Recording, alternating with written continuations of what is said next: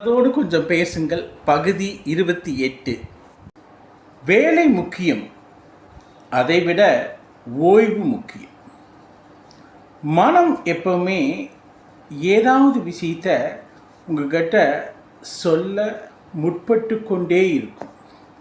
ஆனால் நம்ம பல நேரங்களில் இந்த மெக்கானிக்கல் லைஃப்பில் ஓடிட்டே இருக்கிறதுனால அந்த மனம் சொல்வதை நம்மளால் கேட்க முடிவதில்லை.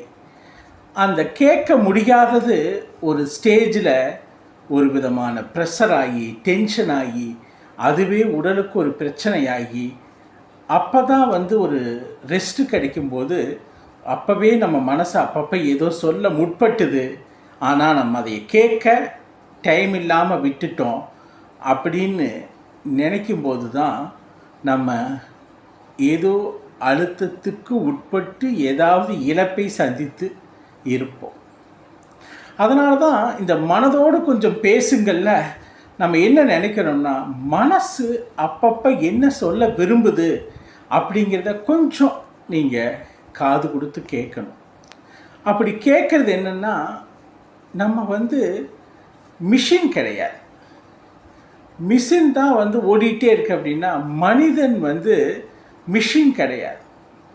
அவனுக்கும் எல்லா இன்ப துன்ப எல்லா பயாலஜிக்கல் ரியாக்ஷன்ஸ் உடம்பில் நடந்து கொண்டே தான் இருக்கும். அதனால் வேலை முக்கியம்தான், ஆனால் அதை விட உங்கள் உடலுக்கு ஓய்வு முக்கியம். இதை தான் காலம் தொட்டு எல்லா உயிர்களும் அதைத்தான் பண்ணிகிட்ருக்கு. நீங்கள் உலகத்தில் இருக்கக்கூடிய அத்தனை ஜீவராசிகளை எடுத்துக்கோங்க.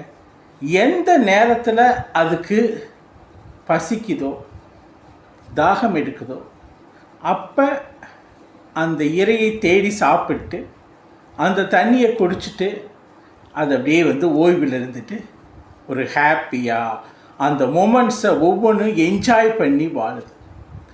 ஆனால் மனிதன் அப்படி இருக்கானா அப்படின்னு கேட்கும்போது, கண்டிப்பாக மனிதனுக்கு இந்த கடைசி ஒரு 30 வருஷமாக ஒரு மிகப்பெரிய காம்படிஷன், பொருளாதார பிரச்சனைகள், வாழ்வியல் பிரச்சனைகள், எத்தனையோ குடும்ப சூழ்நிலைகள், இதனால் ஓடிட்டே இருக்கக்கூடிய ஒரு நிலை, தன்னை ஒரு முன்னிலைப்படுத்தக்கூடிய, அடுத்தவரை விட தான் பெரிய ஆள்னு காமிக்கக்கூடிய அந்த விஷயங்களில் கவனம் செலுத்த ஓடிட்டே இருக்கக்கூடிய ஒரு மனநிலை